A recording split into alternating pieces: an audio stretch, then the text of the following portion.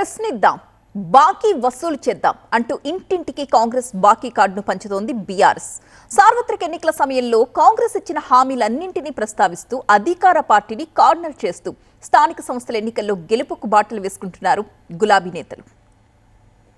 స్థానిక సంస్థల ఎన్నికల్లో సత్తా చాటి పార్టీకి పునర్వైభవం తెస్తామంటున్నారు బీఆర్ఎస్ నేతలు.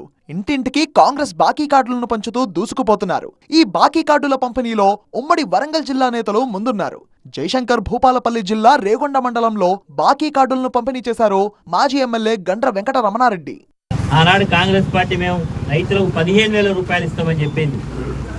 మరి ఇచ్చినటువంటి మాట ప్రకారం మరి ఇప్పటి వరకు మరి వాళ్ళకి ఇవ్వాల్సినటువంటి డబ్బులను 10,000, 15,000 మధ్యలో కొన్ని మనకు డబ్బులు ఇవ్వకుండా కాలయాపన చేసి మరి ఈరోజు 12,000 అంటున్నారు. అవి కూడా ఎన్నికలు ఈసారి వస్తాయి కాబట్టి ఇవ్వడం జరిగింది తప్ప ఎన్నికలు అయితే ఇస్తారో లేదో ఇప్పటికి కూడా అనుమానమైనటువంటి పరిస్థితి.